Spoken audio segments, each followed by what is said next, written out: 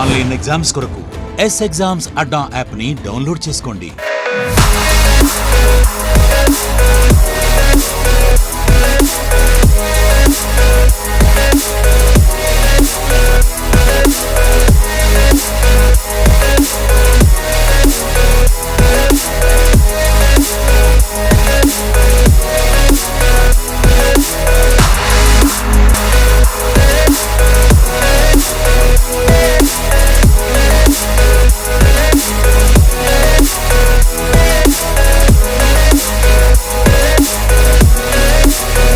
Exams కొరకు S exams Adda app ని download చేసుకోండి. మరిన్ని వివరాలకు సంప్రదించవలసిన phone numbers 8070557777 and 9032064822. Hello everyone, welcome to S exams Adda. నేను మీ చైతన్య కిరణ్. ఈరోజు మనం మార్చ్ కరెంట్ అఫైర్స్కి సంబంధించినటువంటి మోస్ట్ ఇంపార్టెంట్ క్వశ్చన్స్ కొన్ని చూద్దాము. గతంలో కూడా మనము జనవరి అండ్ ఫిబ్రవరికి సంబంధించినటువంటి కరెంట్ అఫైర్స్ మీద కొన్ని ఇంపార్టెంట్ క్వశ్చన్స్ చేసాము. చాలామంది స్టూడెంట్స్ ఇట్లాంటివి ఇంకా చేయండి కూడా అడిగారు. సో మార్చ్కి సంబంధించినటువంటి కొన్ని క్వశ్చన్స్ చూద్దాము. First, find out the correct answer in the following. క్రింది వాటిలో సరైన సమాధానాన్ని కనుగొనండి అని చెప్పేసి. దీంట్లో first, UCC is enshrined in the constitutions fundamental rights under article 44 అన్నారు. ఆర్టికల్ 44 ప్రకారం రాజ్యాంగం యొక్క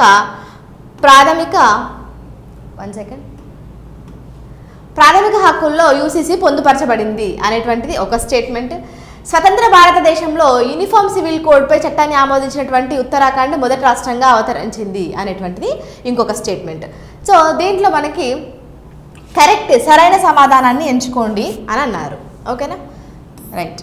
సో ఇప్పుడు చూడండి, ఫస్ట్ ఆర్టికల్ 44 మనకి చాలా ఇంపార్టెంట్గా కంపల్సరీ గుర్తుపెట్టుకోవాలని చెప్పాను. ఆర్టికల్ 44 అనేది దేనికి సంబంధించింది అంటే యూనిఫామ్ సివిల్ కోడ్, మనం ఉమ్మడి పౌర స్మృతి అంటాము.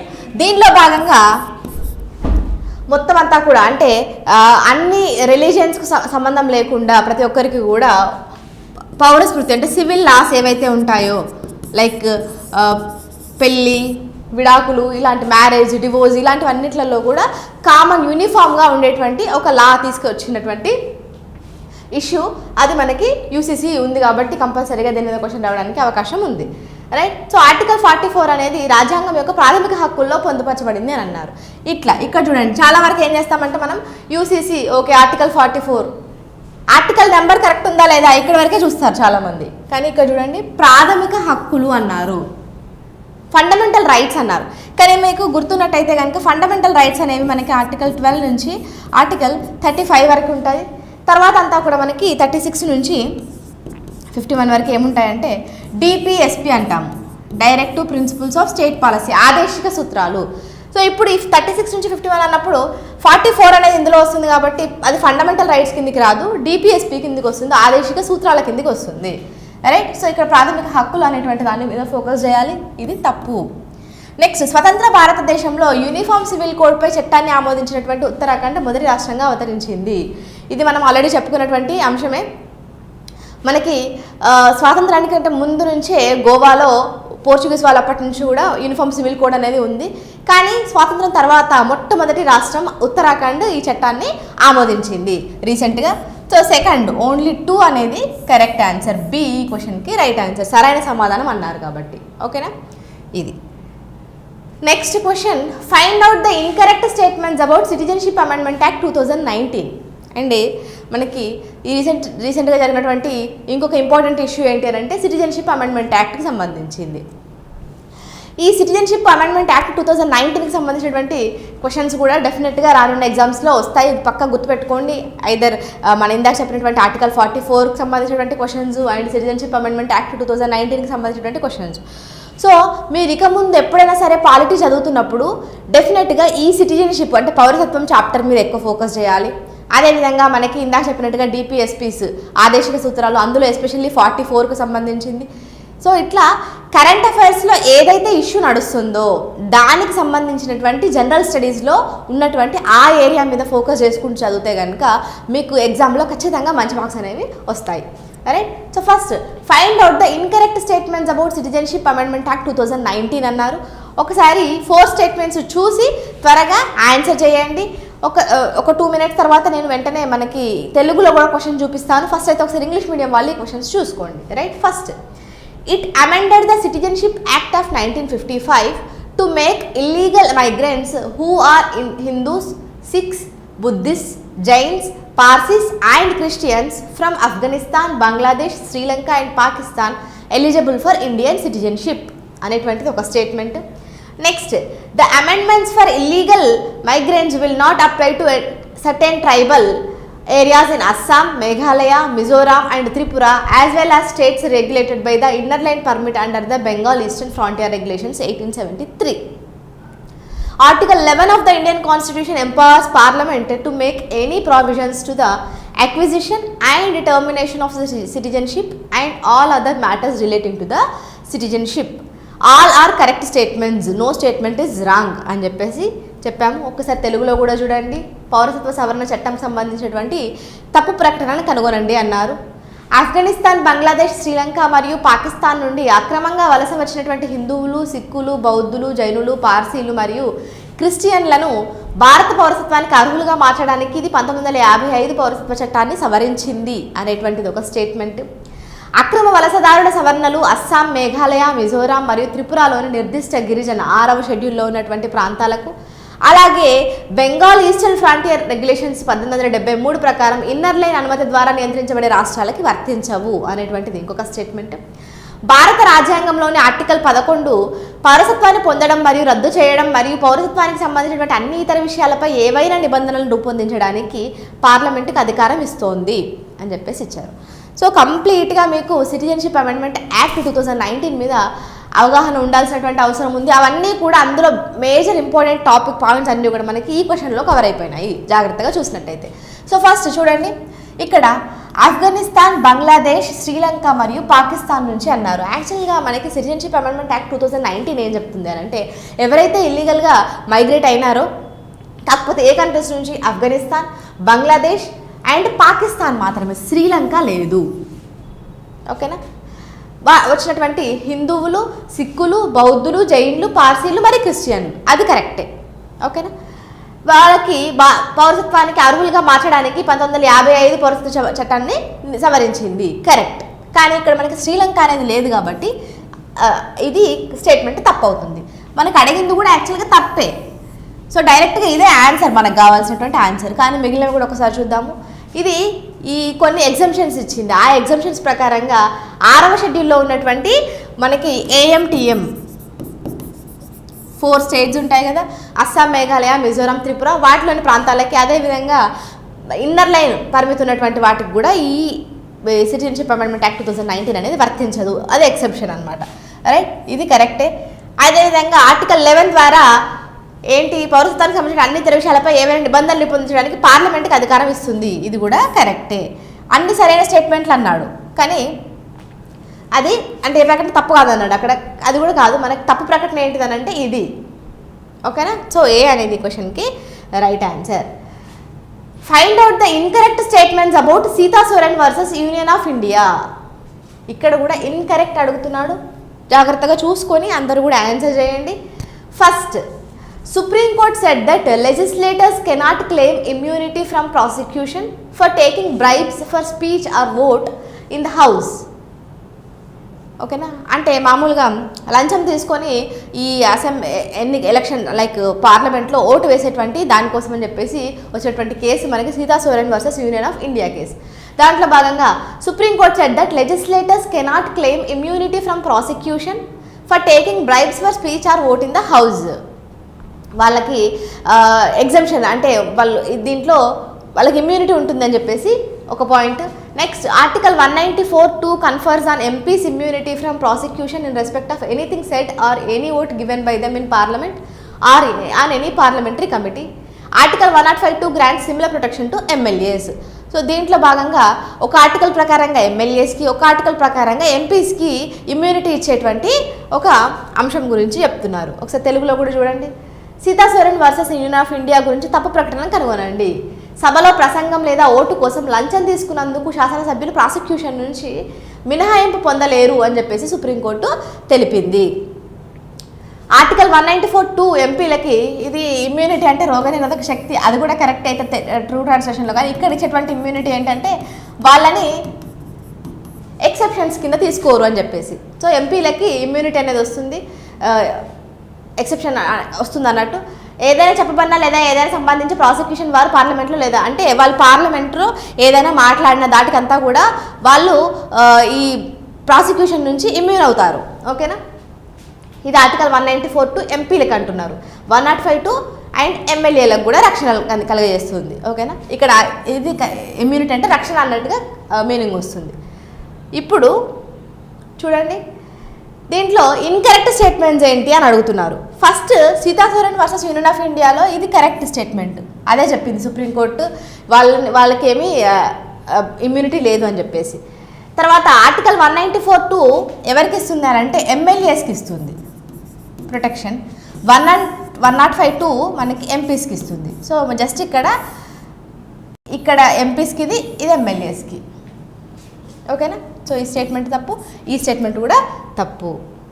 ఇంకా మిగిలింది ఏంటి, మనకి అడిగింది కూడా ఇన్కరెక్ట్ స్టేట్మెంట్స్ అడిగినారు కాబట్టి 2 and 3 అనేటువంటిది ఏదైతే ఉందో అది మనకి ఆన్సర్ అవుతుంది. సో సిలో 2 and 3 ఉంది, ఇది ఈ క్వశ్చన్కి right answer. Next, identify initiatives taken for quantum technology in India. Quantum టెక్నాలజీకి సంబంధించినటువంటి ఇనిషియేటివ్స్ ఏంటి అనేటువంటిది question. Uncover program, national mission on interdisciplinary cyber physical systems, start program, Statio Shivshakti అనేటువంటిది. ఓకేనా, ఆన్సర్ చేయండి, ట్రై చేయండి అట్లీస్ట్ భారతదేశంలో క్వాంటమ్ టెక్నాలజీ కోసం. ఇది మన రెగ్యులర్ క్లాసెస్లో జస్ట్ అప్పుడు ఎందుకో మిస్ అయినాము, అందుకని ఇక్కడ మళ్ళీ తీసుకొచ్చాను. అయితే దీనికి మీరు ఆన్సర్ చేయాలంటే ఎలిమినేషన్ ద్వారా కూడా ఈజీగా ఆన్సర్ చేయొచ్చు. సో ఎందుకంటే ఇందులో మనం కొన్ని ఆప్షన్స్లో కొన్ని మాట్లాడుకున్నాం కదా, వాటిని ఎలిమినేట్ చేయడం ద్వారా కూడా ఆన్సర్ చేయొచ్చు. అట్లా ట్రై చేయండి. క్వాంటమ్ టెక్నాలజీకి సంబంధించి ప్రతి ఒక్కరు కూడా కంపల్సరీగా ఆన్సర్ చేయండి. రైట్, సో చూడండి, ఇప్పుడు స్టేషియో శివశక్తి అనేది మనం చూసాం. శివశక్తి పాయింట్ చంద్రయాన్ 3 ల్యాండ్ అయినటువంటి సైట్ని Indian astronomical unit Shivshakti point కింద కన్సిడర్ చేసింది అని చెప్పేసి. రైట్, సో దానికి ఇంటర్నేషనల్ ఆస్ట్రానమికల్ యూనియన్ ఆ గుర్తింపుని ఇచ్చింది. స్టేషియో శివశక్తి అనేది చంద్రయాన్ 3 ల్యాండ్ అయినటువంటి ప్లేస్గా. సో ఇది దానికి క్వాంటమ్ టెక్నాలజీకి సంబంధించింది కాదు అనేది క్లియర్, ఇది మనం ఆల్రెడీ డిస్కస్ చేసుకునేదే. సో 4 ఎక్కడుందో ఫస్ట్ దాన్ని తీసేయండి. D1 and 4 అన్నాము, ఇది ఎలిమినేట్ చేయాలి. రైట్, తర్వాత స్టార్ట్ ప్రోగ్రామ్, ఇది కూడా మనం డిస్కస్ చేసుకున్నాం. స్టార్ట్ ప్రోగ్రామ్ అనేది ఇస్రోకి సంబంధించింది. ఎవరైతే గ్రాడ్యుయేట్ ఫైనల్ ఇయర్స్ అదేవిధంగా పోస్ట్ గ్రాడ్యుయేట్ ఉన్నటువంటి స్టూడెంట్స్ కోసం స్పేస్ అవేర్నెస్ ఇచ్చేటువంటి ఒక ప్రోగ్రామ్ అని చెప్పేసి, స్పేస్ అవేర్నెస్ ప్రోగ్రామ్ అని చెప్పేసి. ఓకేనా, ఇది స్టార్ట్ ప్రోగ్రామ్. సో ఇది కూడా మనం డిస్కస్ చేసుకున్నాం. ఇది కూడా క్వాంటమ్ టెక్నాలజీకి సంబంధించింది కాదు. సో మరి 3 ఎక్కడ ఉందో అది కూడా తీసేయండి. 3 ఓన్లీ, 2 ఆప్షన్స్ ఎలిమినేట్ అయిపోయినాయి. సో ఇంకా మిగిలింది uncover programme and national mission on interdisciplinary cyber physical systems అనేది. ఓకే, సో దీంట్లో అన్కవర్ ప్రోగ్రామ్ అనేది దేనికి సంబంధించింది అని అంటే ఇది జేమ్స్ వెబ్ స్పేస్ టెలిస్కోప్ తీసుకొచ్చినటువంటి ప్రోగ్రామ్ ఇది. అన్కవర్ ప్రోగ్రామ్ అనేది మనకి డార్క్ ఏజ్ అంటాము, గెలాక్సీస్కి సంబంధించి యూనివర్సిటీస్కి సంబంధించి డార్క్ ఏజ్ అనేటువంటి దాన్ని ఫైండ్ అవుట్ చేసేందుకు జేమ్స్ వెబ్ టెలిస్కోప్ తీసుకొచ్చినటువంటి ప్రోగ్రామ్ అన్కవర్ అనేటువంటి ప్రోగ్రామ్. అది కూడా క్వాంటమ్ టెక్నాలజీకి సంబంధించింది కాదు.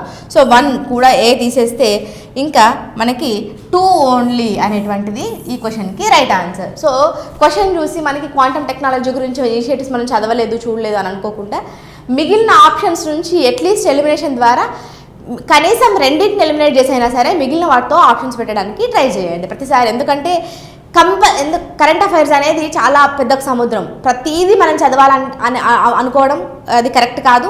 అండ్ అన్నీ కూడా కవర్ అవ్వచ్చు అవ్వకపోవచ్చు, బట్ ఉన్న ఇన్ఫర్మేషన్ తోటి రాని దాన్ని రాబట్టుకోగలగాలి. అదే మనం ఇక్కడ చేయాల్సినటువంటి పని. ఓకేనా, సో ఇది క్వాంటమ్ టెక్నాలజీకి సంబంధించింది. National mission on inter disciplinary cyber physical systems అనేటువంటిది, ఇంకా క్వెస్ట్, ఇట్లాంటి కొన్ని స్కీమ్స్ కూడా మనకి క్వాంటమ్ టెక్నాలజీకి సంబంధించి ఉన్నాయి. అరే, సో ఇది సెకండ్ ఆప్షన్ అనేది అంటే సెకండ్ స్టేట్మెంట్ ఒకటి కరెక్ట్ కాబట్టి ఇనిషియేటివ్ సి 2 ఓన్లీ అనేది right answer. Next consider correct statements from below. Correct statements చెప్పండి అని అడుగుతున్నారు. India became 4th nation to have 5th generation advanced medium combat air craft. మనకి AMCA అంటాం, advanced medium combat air craft అనేది. India 4th nation అయింది to have 5th generation. ఇందులో మామూలుగా first generation, second generation అట్లా ఉంటాయి కదా. AMCA 5th జనరేషన్ రీసెంట్గా ఇండియా తీసుకొచ్చింది. సో అదే చెప్తున్నాడు, India became 4th nation to have 5th generation advanced medium combat aircraft after USA, Russia, China అన్నాడు. కరెక్ట్. USA, రష్యా, చైనా ఇదివరకే ఉన్నాయి. సో ఇప్పుడు 4th నేషన్ అయింది India, 5th generation advanced medium combat ఎయిర్ క్రాఫ్ట్ని తీసుకొచ్చింది. Right. Next Vajra sentinel system designed to detect, track and neutralise drones at extraordinary ranges. Vajra sentinel system అనేది ఏంటి అని అంటే యాంటీ డ్రోన్స్ అనమాట. అంటే మనకి డ్రోన్స్ ఏవైతే వస్తుంటాయో దాని మీదకి అగెయిన్స్ట్గా వాటిని ట్రాక్ చేసేసి వాటిని న్యూట్రలైజ్ చేసి డిటెక్ట్ చేసేలాగా తీసుకొచ్చేటువంటి సిస్టమే వజ్రా సెంటినల్ అనేటువంటి సిస్టమ్. ఓకేనా. సో ఇది కూడా కరెక్టే. India set up it's first naval base INS Jatayu in Lakshadweep to counter piracy and narcotics అన్న.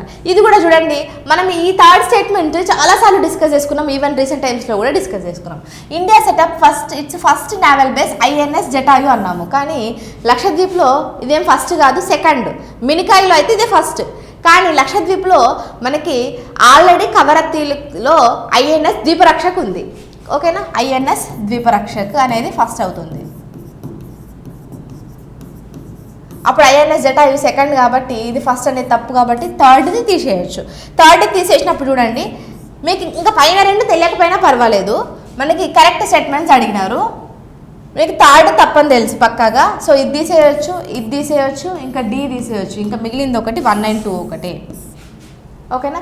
సో ఎప్పుడైనా క్వశ్చన్ చూసి కంగారు పడొద్దు, ఒక చిన్న దాంతో క్లూ తోటి మనకు వచ్చిన దాని నుంచి రాని దాన్ని రాబట్టుకునే ప్రయత్నం చేయండి. రైట్. ఇవన్నీ మనము ఇప్పుడు ఇదంతా కూడా ఈ మంత్ అంతా చెప్పుకునే కరెంట్ అఫైర్స్ జస్ట్ రివిజన్ లాగానే కొన్ని ఎక్స్ట్రా పాయింట్స్ యాడ్ అయినా కూడా మోస్ట్ మీరు కాన్సన్ట్రేట్ చేయాల్సింది ఏంటి అని అంటే అసలు ఎగ్జామ్లో క్వశ్చన్స్ని ఎట్లా అటెంప్ట్ చేయాలి, ఇది మీరు బాగా నేర్చుకోవాల్సినటువంటి మన క్లాసెస్ నుంచి. ఓకేనా. ఎందుకంటే ఇన్ఫర్మేషన్ అనేది ఈవెన్ మీరు కూడా చదువుకోవచ్చు ఎక్కడైనా కూడా. ఇప్పుడు ఓపెన్ సోర్స్ అయిపోయింది, ఎవరికైనా కూడా కావాల్సినంత ఇంకా మన కెపాసిటీకి మించినటువంటి ఇన్ఫర్మేషన్ అంతా కూడా దొరుకుతుంది. కానీ దాన్ని మనం తీసుకొని ఇంటర్సెప్ట్ చేసుకొని కావాల్సినట్టుగా ఎగ్జామ్ పాయింట్ ఆఫ్ వ్యూలో ఎట్లా పెడుతున్నాము అనేది ఇంపార్టెంట్. కాబట్టి ఆ టెక్నిక్స్ నేను ఈ క్లాసెస్ ద్వారా మీకు చెప్పాలనుకుంటున్నాను. సో వాటిని పట్టుకునేటువంటి ప్రయత్నం చేయండి. రైట్. సో ఇది మనకి దీనికి సంబంధించినటువంటి అంశం. Next match the following exercises with respective country. మనకి మిలిటరీ ఎక్సర్సైజెస్ రెగ్యులర్గా వస్తున్నాయి ఈ మధ్యకాలంలో, వాటికి సంబంధించినటువంటివి నాకు తెలిసి ఇక్కడ ఉన్నటువంటివి మీరు విత్ ఇన్ ఫ్రాక్షన్ ఆఫ్ సెకండ్స్లో చెప్పేస్తారు రెగ్యులర్గా క్లాస్ ఫాలో అయ్యే వాళ్ళైతే, ఎందుకంటే మనం చాలా తరచుగా వీటి గురించి డిస్కస్ చేస్తున్నాము. రైట్. లామిటియే 2024, టైగర్ ట్రయంఫ్, సముద్ర లక్ష్మణ, ధర్మా గార్డియన్. వాటిని ఆ సంబంధం మిగిలిన కంట్రీతోటి మ్యాచ్ చేయండి అని చెప్పేసి. లామిటియే గుర్తుందా, సిషెల్స్. సో మనకి 1C అనేది ఒకటే ఉంది చూడండి, ఇంకా డైరెక్ట్ ఆన్సర్కి వెళ్ళిపోవచ్చు, బట్ మిగిలిన కూడా చూద్దాం. టైగర్ ట్రయంఫ్ అనేది మనకి ఇండియా అండ్ యుఎస్కి సంబంధించినటువంటి హ్యుమానిటేరియన్ అసిస్టెన్స్ అండ్ డిజాస్టర్ రిలీఫ్కి సంబంధించినటువంటి ఒక ఎక్సర్సైజ్ టైగర్ ట్రయంఫ్ అనేది India and US. So 2D. సముద్ర లక్ష్మణ ఇది navy, Malaysia, royal Malaysia navy and ఇండియాకి సంబంధించినటువంటి నేవీకి సంబంధించినటువంటిది సముద్ర లక్ష్మణ అనేది. ధర్మా గార్డియన్ అనేది మనకి జపాన్కి సంబంధించింది, ఇండియా జపాన్ మధ్య జరిగినటువంటి ఎక్సర్సైజ్. రైట్. సో మనకి 1C, 2D, 3A and 4B. Clear. Okay. అదేవిధంగా మనకి ఈ టైంలో వచ్చినటువంటి ఇంకా కొన్ని ఏంటి అంటే కట్లాస్ ఎక్స్ప్రెస్ అనేటువంటిది కూడా ఒక ఎక్సర్సైజ్. ఇది మనకి సీషెల్స్లో జరిగింది, కానీ దీంట్లో యుఎస్కి సంబంధించింది ఇది ఈ కట్లాస్ ఎక్స్ప్రెస్ అనేది, కానీ ఇది సీషెల్స్లో జరిగింది. రైట్. తర్వాత ఇంకా మనకి భారత్ శక్తి అనేటువంటిది ఇండియాకి సంబంధించినటువంటి ఈ త్రివిధ దళాల యొక్క విన్యాసాలంతా కూడా పోఖ్రాన్ రాజస్థాన్లో జరిగింది, భారత్ శక్తి అనేటువంటి పేరుతోటి. ఓకేనా. తర్వాత సీ డిఫెండర్స్ అనేటువంటిది కూడా. ఇట్లా మనకి ఈ రీసెంట్గా వచ్చినటువంటి ఎక్సర్సైజ్ అన్నీ కూడా ఒకసారి రివైజ్ చేసుకునేటువంటి ప్రయత్నం ఇదన్నమాట. Next, find out the correct answer in the following. Correct answer ఏంటి అని అడుగుతున్నారు. దీంట్లో united nations development programme UNDP released the human development report 2023-2024 రిపోర్ట్స్కి సంబంధించినటువంటి question. United nations development programme released human development report 2023-2024, right. India's rank improved to 134 in 2022 from 135 in 2021 అన్నాడు. చూడండి correct ఏంటని అడుగుతున్నాడు. ఆన్సర్ చేయండి ప్రతి ఒక్కరు కూడా. ఓన్లీ 1, ఓన్లీ 2, బోత్, నన్. మనకి హ్యూమన్ డెవలప్మెంట్ రిపోర్ట్, మానవ అభివృద్ధి నివేదిక అనేటువంటిది ఐక్యరాజ్య సమితి అభివృద్ధి కార్యక్రమం UNDP రిలీజ్ చేసింది అనేటువంటి ఫస్ట్ స్టేట్మెంట్ కరెక్ట్. అదేవిధంగా భారతదేశం యొక్క ర్యాంక్ 2021లో 135 ఉండే, 2022కి వచ్చేసరికి అది 134కి మెరుగుపడింది అనేటువంటిది కూడా చూసాము. ఇంకా మనము చూసినట్టయితే కనుక ఉమెన్కి సంబంధించినటువంటి జెండర్ ఇన్ఈక్వాలిటీ ఇండెక్స్ అది కూడా 108 ర్యాంక్. ఇంకా సో దీనికైతే కనుక కరెక్ట్ ఆన్సర్ బోత్. ఇదే టైంలో మనకి వరల్డ్ హ్యాపీనెస్ ఇండెక్స్ అనే దాన్ని కూడా రిలీజ్ చేసినారు. ఎవరు రిలీజ్ చేసినారు అని అంటే మనకి యునైటెడ్ నేషన్స్ సంబంధించిన సస్టైనబుల్ డెవలప్మెంట్ సొల్యూషన్స్ నెట్వర్క్, ఇంకా గ్యాలప్, ఆక్స్ఫోర్డ్ రీసెర్చ్ ఇన్స్టిట్యూట్ వీళ్ళందరూ కలిసి ఇచ్చినటువంటి రిపోర్ట్ ప్రకారంగా హ్యాపీయెస్ట్ కంట్రీస్ అంటే మనకి కోడ్ కింద చెప్పాము, గుర్తుపెట్టుకోండి అని, FDI అని. సో ఫస్ట్ ఫిన్లాండ్, తర్వాత డెన్మార్క్, తర్వాత మనకి ఐస్లాండ్, ఈ 3 కంట్రీస్ కూడా టాప్లో ఉన్నాయి, right. India 126th position, last ఇయర్కి ఏమి మార్పు లేదు అని చెప్పేసి కూడా చూసాము. ఇట్లా రిపోర్ట్స్ అంతా కూడా ఒకసారి చూసుకోవాలి. Next, match the following state with GI product. మనకి ఈ మధ్యకాలంలో GI ట్యాగ్స్ అనేవి చాలా ఎక్కువ మొత్తంలో అవుతున్నాయి. సో కంపల్సరీగా GI ట్యాగ్స్ మీద క్వశ్చన్స్ రావడానికి అవకాశం ఉంది. దాంట్లో మనకి ఈ మార్చికి సంబంధించినటువంటి GI ట్యాగ్స్ వచ్చినటువంటి వాటి మీద ఒక క్వశ్చన్ ఆన్సర్ చేయండి. ఏం లేదు, స్టేట్ ఇస్తారు. GI ట్యాగ్స్ సంబంధించి మోస్ట్ ఎక్కువగా అడిగేటువంటి రెగ్యులర్ క్వశ్చన్ ఇట్లాంటి ఉంటుంది. స్టేట్ ఇచ్చి దాని యొక్క ప్రోడక్ట్ అడుగుతారు ఎక్కువగా, right. So Odisha Rupa Tarakasi, Gujarat Ratlam Riyawan Lahsun, Madhya Pradesh Rogan craft, Bengal Banglar muslin. వీటిలో ఏవి కరెక్ట్గా మ్యాచ్ అయినవి అనేటువంటిది ఒక క్వశ్చన్, రైట్. సో మనకి ఒడిశాలో రూపా తారకాసి అనేటువంటి ఒక సిల్వర్ ఫిలిగ్రీ ఇలాంటి వర్క్ అనమాట. అది జ్యువెలరీ వీటిలో ఎక్కువగా వాడుతుంటారు, ఇది కరెక్టే. తర్వాత దీన్ని కటక్ రూపక్ తారకాసి అని కూడా అంటారు, కటక్. ఓకే. నెక్స్ట్, గుజరాత్లో రత్లన్ రియారామ్ లహసున్ అని చెప్పేసి ఇచ్చారు. యాక్చువల్గా రత్లన్ రియావాన్ లహసున్ అనేది ఒక గార్లిక్ వెరైటీ, కానీ ఇది మధ్యప్రదేశ్కి సంబంధించింది. మరి గుజరాత్లో ఏంటంటే మనకి ఇందాక చెప్పినట్టు ఈ రోగన్ క్రాఫ్ట్ అనేటువంటి ఒక క్రాఫ్ట్కి సంబంధించింది. దీన్ని యాక్చువల్గా కచ్ రోగన్ క్రాఫ్ట్ అని అంటారు. అయితే కచ్ అంటే మనం గుజరాత్ అని గెస్ చేస్తామని చెప్పేసి ఎగ్జామ్లో ఇట్లా అడుగుతారు అనమాట. సో కచ్ రోగన్ క్రాఫ్ట్, ఓకేనా. అదేవిధంగా అంబాజీ వైట్ మార్బుల్ అనేది కూడా గుజరాత్కి సంబంధించింది. బెంగాల్కి సంబంధించి బంగ్లార్ మస్లిన్, ఇది కరెక్టే. సో సెకండ్ అండ్ థర్డ్ రెండు ఇలా ఇచ్చారు కాబట్టి తప్పు. 1 and 4 అనేది ఈ క్వశ్చన్కి రైట్ ఆన్సర్ సి. అయితే ఇంకా మార్చిలో వీటికే కాకుండా ఇంకా కొన్ని కూడా ఉన్నాయి, అవి మనకు తెలిసినవి. ఏపీకి వచ్చేసి నర్సాపూర్ లేస్లు, ఓకేనా, బ్రాకెట్ లేస్. తర్వాత హైదరాబాద్కి వచ్చేసి లక్క బ్యాంగిల్స్, లాడ్ బజార్ లక్క బ్యాంగిల్స్కి. ఇంకా త్రిపురలో రిసా అనేటువంటి ఒక టెక్స్టైల్, త్రిపుర రిసా టెక్స్టైల్కి, ఓకేనా. వీటన్నింటికి కూడా మనకి ఈ GI ట్యాగ్ అనేది రావడం జరిగింది, రైట్. కంపల్సరీగా ఇవి ఏపీ తెలంగాణకు సంబంధించితే ఇవి కంపల్సరీ గుర్తుపెట్టుకోండి. Next, which of the following are recently recognised as geo heritage sites. Geo heritage sites కింద ఈ క్రింది వాటిలో వేటిని గుర్తించారని అడుగుతున్నారు. భౌగోళిక వారసత్వ ప్రదేశాలు, మనకి చారిత్రక అంటే సాంస్కృతిక వారసత్వ ప్రదేశాలు ఉంటాయి, తర్వాత భౌగోళిక వారసత్వ ప్రదేశాలు ఉంటాయి. ఇక్కడ క్వశ్చన్ జియో హెరిటేజ్ సైట్స్, అది బాగా చూసుకొని ఆన్సర్ చేయండి. Ramgarh astrobleme, historical ensemble of Dhamnar, Khooni Bhandara, Gond monuments of Ramnagar, పాండవుల గుట్ట.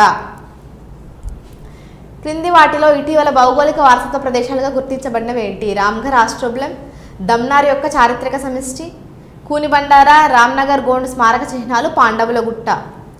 1 2 3 3 4 5 1 and 5 ఓన్లీ, 2 3 4 ఓన్లీ. ఇది కూడా మనము డిస్కస్ చేసినటువంటి అంశమే జియో హెరిటేజ్ సైట్స్ గురించి. రైట్, అందరూ కూడా ఆన్సర్ చేయండి కంపల్సరీగా. Right, so geo heritage sites భౌగోళిక వారసత్వ ప్రదేశాలు first geological survey of India ఇది గుర్తిస్తుంది అనమాట. మనకి ఏం చేస్తుంది అంటే జియోలాజికల్గానే భౌగోళికంగా కొన్ని ఇంపార్టెంట్ స్ట్రక్చర్స్ ఉంటాయి. సో వాటిని గుర్తించేటువంటి ప్రిజర్వ్ చేసుకునేటువంటి జియో హెరిటేజ్ సైట్స్ అంటాం. అందులో మనకి రీసెంట్గా రామ్ఘర్ ఆస్ట్రోబ్లెమ్ అండ్ పాండవుల గుట్ట. రామ్ఘర్ ఆస్ట్రోబ్లెమ్ అనేది రాజస్థాన్కి సంబంధించినటువంటి ఇది. ఇక్కడ ఒకటి ఇలా వాటర్ ప్లేస్ ఉంటుంది, క్రేటర్ అంటాము మామూలుగా క్రేటర్. ఈ క్రేటర్ ఏంటంటే ఒకానొకప్పుడు మెటోరైట్ పడడం వల్ల ఏర్పడేటువంటి క్రేటర్ అనమాట. సో రాజస్థాన్ ఇట్లాంటి దాన్ని ఆస్ట్రోబ్లెమ్ అంటాం. సో రామ్ఘర్ ఆస్ట్రోబ్లెమ్ అనేది రాజస్థాన్లో ఉంది. ఇట్లాంటి ప్రదేశాన్ని జియో హెరిటేజ్ సైట్ కింద గుర్తించినారు. ఇంకా పాండవుల గుట్ట మనకి జయశంకర్ భూపాల్పల్లి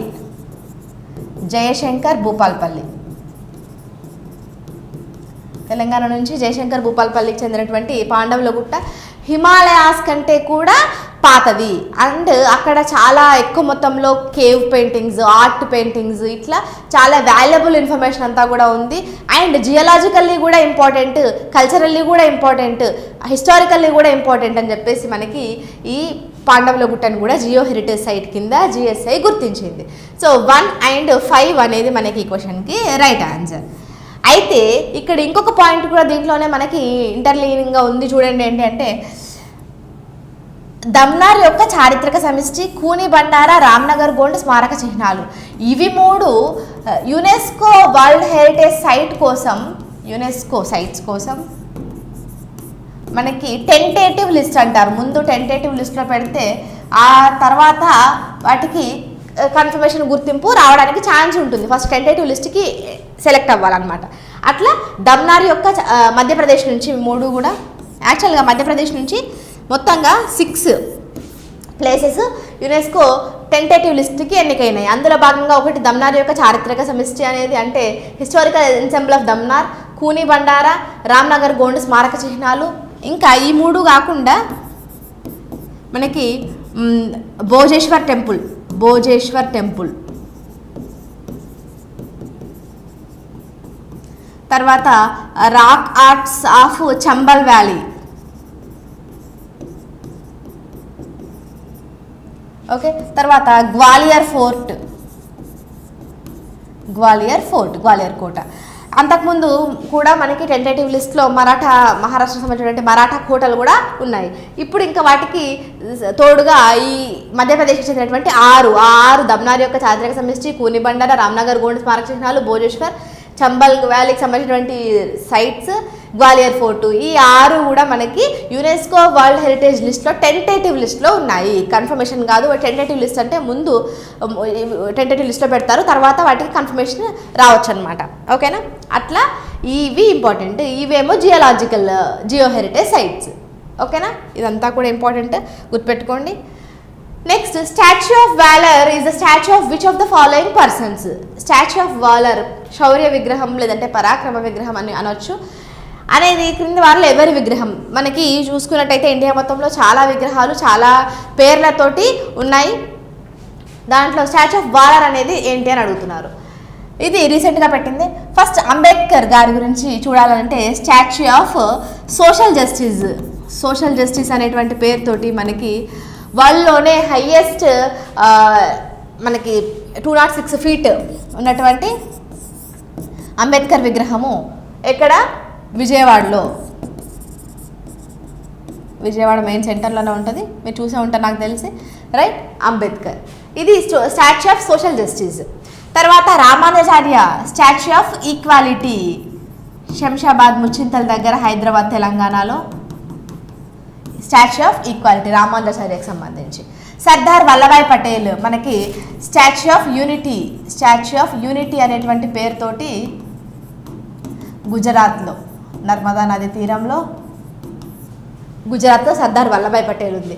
ఇంకా రీసెంట్గా అస్సాంకి చెందిన జోర్హాట్ అనేటువంటి ప్లేస్ అస్సాంలో, ఇక్కడ 125 అడుగుల ఎత్తున్నటువంటి ఒక బ్రాంజ్ మన స్టాచ్యూని, లచిత్ బోర్ఫుకన్కి సంబంధించినటువంటి స్టాచ్యూని పిఎం గారు రీసెంట్గా అన్వెయిల్ చేశారు. ఓకేనా. అదే టైంలో మనకి కాజీరంగా నేషనల్ పార్క్ కూడా వెళ్ళారు మోదీ. అక్కడ యానిమల్ రైడింగ్స్ చేస్తూ ఫొటోస్ కూడా చూసాము, రైట్. సో కాజీరంగా పార్క్కి వెళ్ళినటువంటి చాలా ఇయర్స్ తర్వాత వెళ్ళినటువంటి ఒక ప్రైమ్ మినిస్టర్గా కూడా ఆయన గుర్తింపు వచ్చింది. ఇవన్నీ కూడా ఇంపార్టెంట్ అంశాలు. సో దానికి సంబంధించి మీరు కాజీరంగా నేషనల్ పార్క్ సంబంధించిన క్వశ్చన్స్ కూడా రావచ్చు, అది కూడా ఒక important issue. So Lachit Borphukan సంబంధించినటువంటి 125 అడుగుల బ్రాంజ్ స్తూపం స్టాచ్యూ అనేది రీసెంట్గా అన్వెయిల్ చేశారు. దానికి స్టాచ్యూ ఆఫ్ వాలర్, శౌర్య విగ్రహం అని చెప్పేసి పేరు పెట్టినారు. ఓకేనా. ఇంకా ఇవి కాకుండా మనకి రాజస్థాన్లో స్టాచ్యూ ఆఫ్ పీస్ అని చెప్పేసి ఒక జైన్ మాంక్ ఆయనది కూడా ఉంది. తర్వాత బెంగళూరు కర్ణాటకలో స్టాచ్యూ ఆఫ్ ప్రాస్పరిటీ పేరుతోటి నాదప్రభు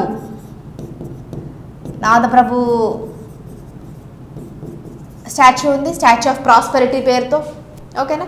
ఇట్లా మనకి స్టాచ్యూస్కి సంబంధించి ఇంకా ఆదిశంకరాచార్యది మనకి స్టాచ్యూ ఆఫ్ వన్నెస్ అనేటువంటి పేరుతోటి ఉంది.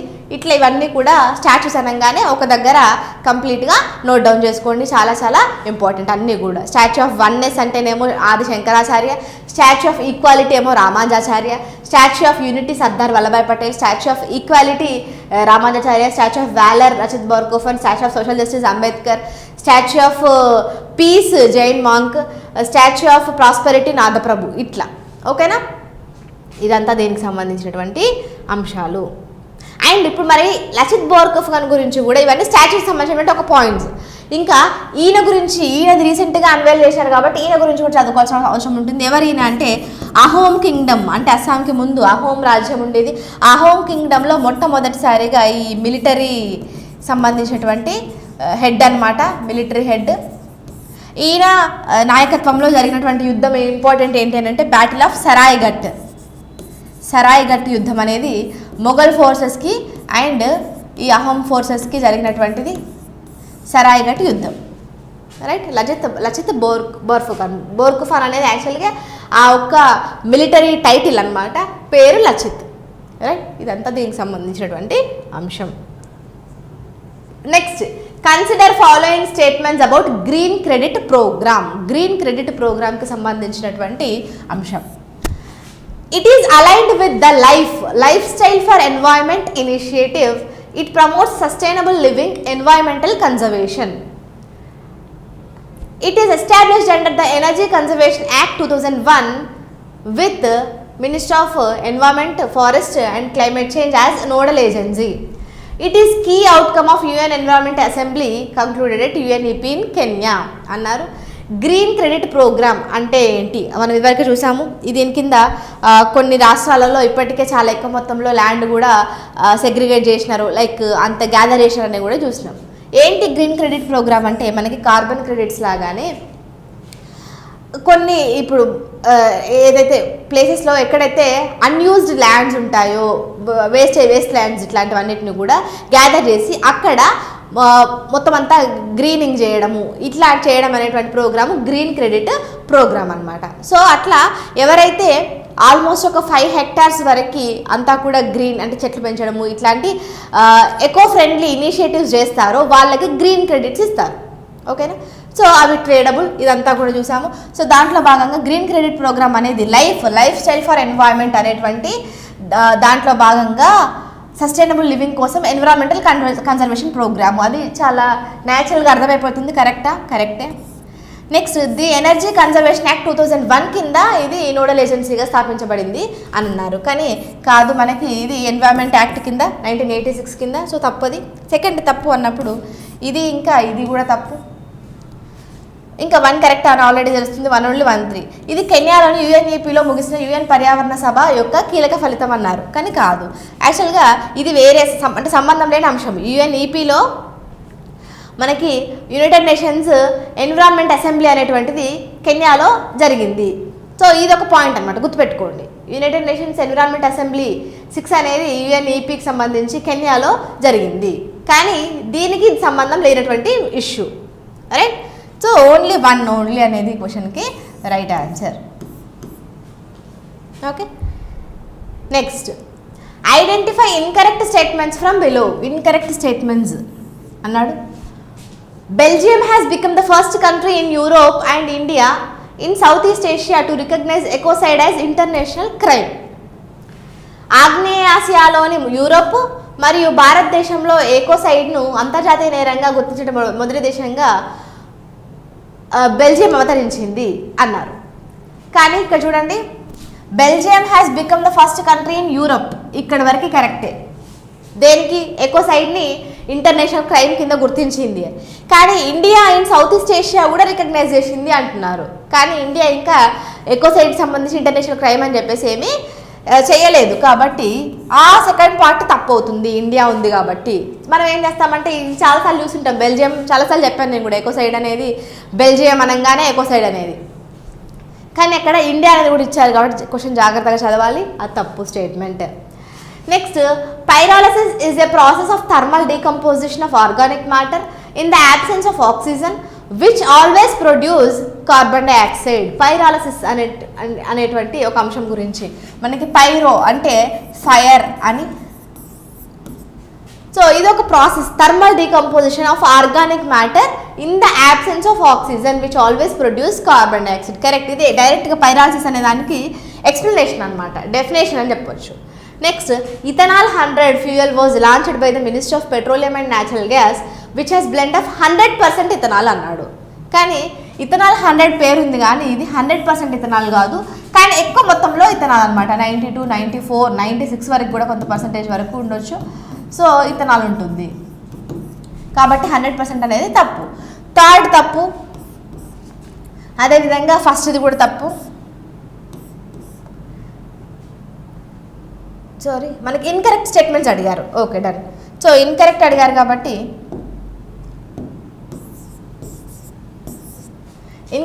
కాబట్టి ఫస్ట్ అండ్ థర్డ్ ఇవి రెండే ఇన్కరెక్ట్, సెకండ్ కరెక్ట్ కాబట్టి 1 and 3 అనేది క్వశ్చన్కి రైట్ ఆన్సర్ అవుతుంది. ఓకేనా? ఇవన్నీ కూడా మనకి ఈ మంత్ మార్చిలో వచ్చినట్టు కరెంట్ అఫైర్స్ అంశాలు, డిఫరెంట్ అంశాలు. సో ఎక్కువ మొత్తంలో మనకి ఒక క్వశ్చన్లో ఎక్కువ టాపిక్స్ కవర్ అవ్వాలి అనేటువంటిది ఓవరాల్గా ఉద్దేశంతో ఇట్లాంటి క్వశ్చన్స్ చేయడం జరిగింది. Next, find the correct statements. Gorsam Kora festival celebrated in Assam. It is an annual festival held at Gorsam Chorten. Gorsam Kora festival గురించి చూసాం మనం. సో దానికి సంబంధించిన క్వశ్చన్ ఆన్సర్ చేయండి, సరైన ప్రకటన కనుగొనండి. అస్సాంలో జరుపుకునే గోర్సం కోరా పండుగ, ఇది గోర్సం చౌటెన్లో జరిగేటువంటి వార్షిక పండుగ అని చెప్పేసి 1 only, 2 only, both 1 and 2, none of the above. Right. So Gorsam Kora festival అనేటువంటిది సెలబ్రేటెడ్ ఇన్ అస్సాం అన్నారు. కానీ ఇది మనకి అస్సాంలో కాదు. అస్సాంలో మనకి జనరల్గా అంబుబాచి మేళా అనేది చాలా ఫేమస్. వేరేటి కూడా ఉంటాయి, కానీ అంబుబాచి మేళా కామాఖ్య టెంపుల్కి సంబంధించింది, అది ఇంపార్టెంట్. ఈ గోర్సం కోరా ఫెస్టివల్ మనకి అరుణాచల్ ప్రదేశ్, తవాంగ్ డిస్ట్రిక్ట్లోని అరుణాచల్ ప్రదేశ్కి సంబంధించింది. అయితే మనకి ఇదే టైంలో అరుణాచల్ ప్రదేశ్కి సంబంధించి ఇంకొక ఇంపార్టెంట్ అంశం కూడా ఉంది. ఏంటంటే సెలా టన్నెల్ని స్టార్ట్ చేశారు. అది కూడా అరుణాచల్ ప్రదేశ్లోనే. అది కూడా చాలా ఇంపార్టెంట్ అండ్ స్ట్రాటజిక్ లొకేషన్లో ఉన్నటువంటి టన్నెల్, మనకి చైనాకి సంబంధించి ఇంపార్టెంట్ మనకి ప్లేస్ అనమాట. సెలా టన్నెల్ని కూడా ఓపెన్ చేశారు. అది ఒక అంశం అరుణాచల్ ప్రదేశ్కి సంబంధించి అండ్ గోర్సంకోర ఫెస్టివల్ కూడా. ఇంకా రీసెంట్ టైమ్స్లో కూడా మనం అరుణాచల్ ప్రదేశ్కి సంబంధించి ఇంకొక ఫెస్టివల్ చూసాం, గుర్తుందా, లాంగ్ టే ఫెస్టివల్ అనేది నిషి ట్రైబ్ వాళ్ళు చేసుకుంటారు. ఇదేమో మనకి జెమితాంగ్ వ్యాలీ ఇక్కడ ఉండేటువంటి ప్రజలు చేసుకుంటారు ఎక్కువగా. దీని యొక్క మేజర్ థీమ్ ఏంటి అని అంటే జీరో వేస్ట్ ఫెస్టివల్ అంటారు. జీరో వేస్ట్ ఫెస్టివల్ ఇది. అదేవిధంగా ఇందాక చెప్పినట్టుగా లాంగ్ టే ఫెస్టివల్ అన్నాను కదా, అది కూడా అరుణాచల్ ప్రదేశ్.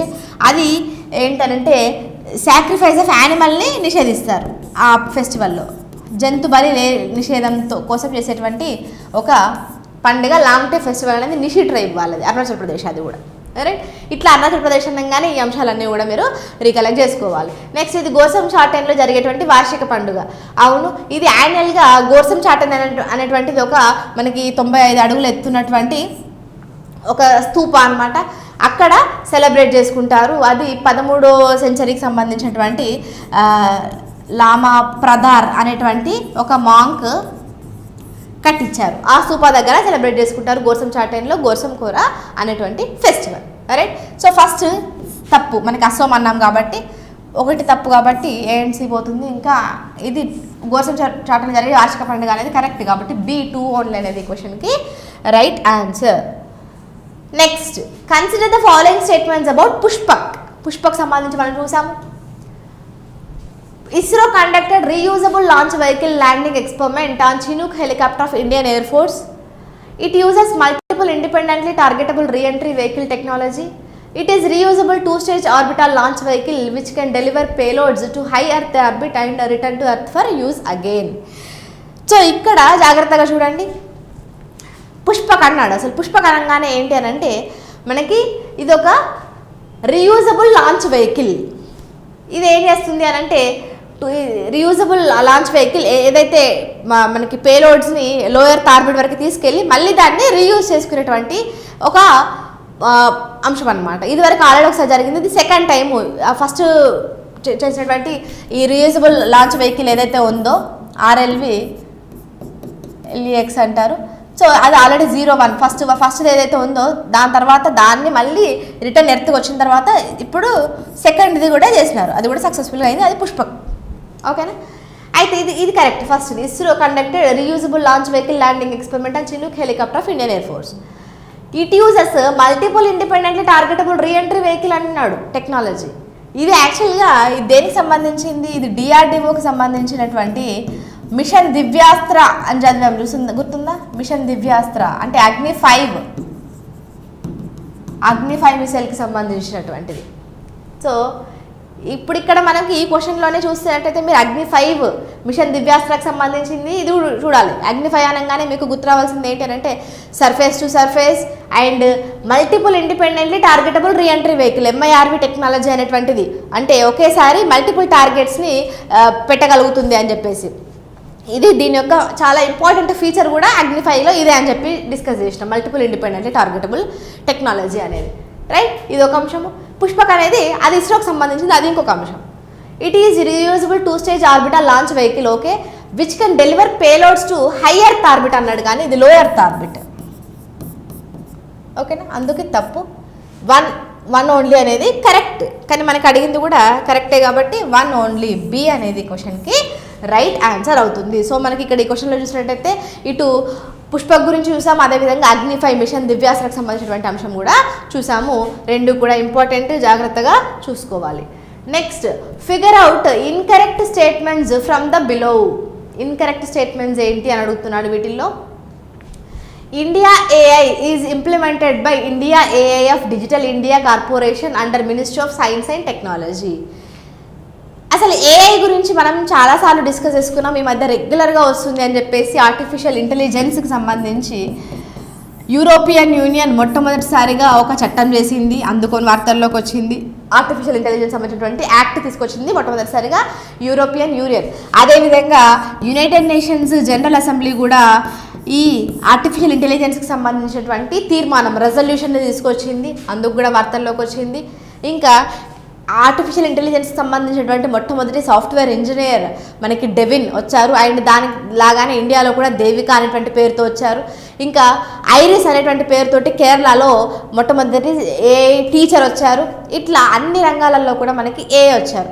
సో కంపల్సరీగా ఏఐకి సంబంధించినటువంటి యాక్ట్స్ ఇంక ఇవన్నీ కూడా చాలా ఎక్కువ మొత్తంలో వస్తున్నాయి కాబట్టి వాటి మీద క్వశ్చన్స్ రావచ్చు. దాంట్లో భాగంగా మనకి ఇండియా ఏఐ అనేటువంటిది ఒక ప్రోగ్రామ్, అది implemented by India AI of digital India corporation అంటారు. Ministry of science and technology అంటున్నాడు, కానీ ministry of science and technology కాదు, ఇది ministry of electronics and information technology, MeitY అంటాము. అరే సో ఇండియా ఏఐ అనేటువంటి ఒక programme implement India AI of digital India corporation, అక్కడ వరకు కరెక్ట్, కానీ మినిస్ట్రీ అనేది తప్పు, అందుకు ఇది ఓవరాల్గా తప్పు. Frontier AI is defined in Bletchley declaration. దీనికి సంబంధించినటువంటి మొట్టమొదటి డిక్లరేషన్ మనం బ్లెచ్లీ డిక్లరేషన్ చాలాసార్లు డిస్కస్ చేసుకున్నాం. దీంట్లో 29 కంట్రీస్ సైన్ చేసినాయి. దాంట్లో ఫ్రాంటియర్ ఏఐ అనే దాన్ని డిఫైన్ కూడా చేసినాయి. అయితే Bletchley declaration to address risks and responsibilities involved in AI and India is yet to sign the declaration అన్నాము. కానీ యాక్చువల్గా India already signed the declaration. Bletchley డిక్లరేషన్లో ఇండియా కూడా సైన్ చేసింది. యూఎస్ఏ, చైనా, జపాన్ ఇట్లాంటి ఆల్మోస్ట్ 29 కంట్రీస్ చేసినాయి, అందులో India కూడా ఉంది. ఓకేనా? సో సెకండ్ది కూడా తప్పు, ఎందుకంటే India is yet to sign the అన్నాడు కాబట్టి తప్పు. Next, Bhashini is a natural language processing model which allows computers to understand human language. Correct. Bhashini అనేటువంటిది మనకి భాష ఇంటర్నెట్ సర్ఫేస్ అనేది కూడా చూసాము, ఇంటర్ఫేస్ అనేది. దీంట్లో న్యాచురల్ లాంగ్వేజ్ ప్రాసెసింగ్ మోడల్ ఇది. కంప్యూటర్స్ హ్యూమన్ లాంగ్వేజ్ని అర్థం చేసుకొని మనకు కావాల్సినటువంటి భాషలో అది లాంగ్వేజ్ని మనకి ఇవ్వగలుగుతుంది. అదేవిధంగా మనకి రీసెంట్గా ఓపెన్ ఏఐకి సంబంధించినటువంటి వాయిస్ ఇంజన్ అనేటువంటిది కూడా చూసాము. ఏదైనా మనం టెక్స్ట్ ప్రాంప్ట్స్ ఇస్తే వాయిస్ ఇస్తుంది, ఇట్లాంటివి కూడా. రైట్. ఇంకా భాషని అనేది, ఇంకా సూపర్ కంప్యూటర్ ఐరావత్ అనేటువంటి ఒక సూపర్ కంప్యూటర్ అనమాట, ఏఐకి సంబంధించిందే. ఇది సీడాక్ పూణేలో ఉంది. ఐరావత్ అనేది కూడా ఏఐ సూపర్ కంప్యూటర్. రైట్. ఇంకా మనకి రీసెంట్గా చూసాము, మొట్టమొదటిగా మనకి మిస్ ఏఐ అనేటువంటి బ్యూటీ కాంటెస్ట్ కూడా, పీజెంట్ కాంటెస్ట్ అని అంటారు దాన్ని. ఆ బ్యూటీ కాంటెస్ట్లో కూడా ఏఐకి సంబంధించినటువంటి మోడల్స్ పాల్గొనేటువంటిది మిస్ ఏఐ అనేటువంటి పేరుతో కూడా వచ్చింది. రైట్. సో ఇట్లా మనకి ఏఐకి సంబంధించినటువంటి చాలా అంశాలలో ఇవి కొన్ని అంశాలు. రైట్. సో భాషని అనేది కరెక్ట్. ఇంకా చూసినట్టయితే మనం హనుమాన్ అని చూసాం, గుర్తుందా? ఇది కూడా ఒక లార్జ్ లాంగ్వేజ్ మోడల్.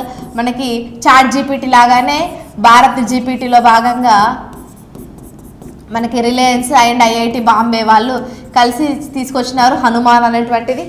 అది కూడా ఒక లార్జ్ లాంగ్వేజ్ మోడల్. ఇదంతా కూడా దీనికి సంబంధించినటువంటి అంశం. సో ఇక్కడ మనకి ఇన్కరెక్ట్ స్టేట్మెంట్స్ అడిగినారు. ఇన్కరెక్ట్. సో ఫస్ట్ది తప్పు, సెకండ్ది తప్పు, 1 and 2 తప్పు, కాబట్టి బి 1 and 2 అనేది క్వశ్చన్కి రైట్ ఆన్సర్ అవుతుంది. రైట్. ఓకే, ఇవి దీనికి సంబంధించినటువంటి కొన్ని ఇంపార్టెంట్ క్వశ్చన్స్. ఇంకా చాలా అంశాలు ఉన్నాయి, అవి గోయింగ్ ఫార్వర్డ్ మళ్ళీ చూద్దాము. అండ్ మనకి ఇవన్నీ కూడా ఒకసారి జస్ట్ రివైజ్ చేసుకోవడానికి బాగుంటుంది, కానీ కంపల్సరీగా ప్రతిరోజు అనేది మిస్ అవ్వకుండా చూడండి.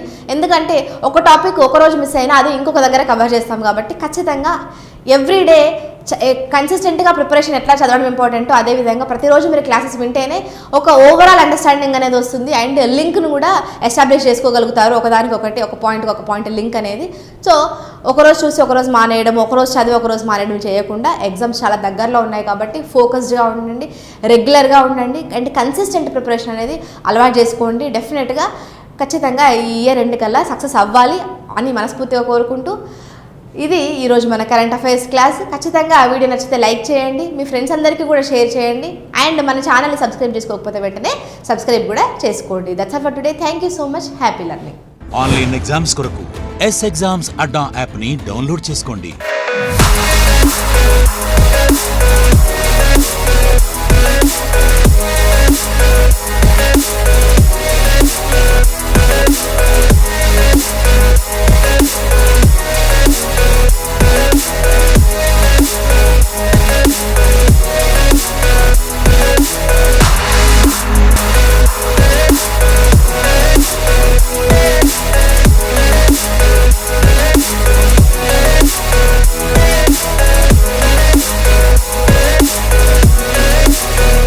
ఎగ్జామ్స్ కొరకు ఎస్ ఎగ్జామ్స్ అడ్డా యాప్ ని డౌన్లోడ్ చేసుకోండి.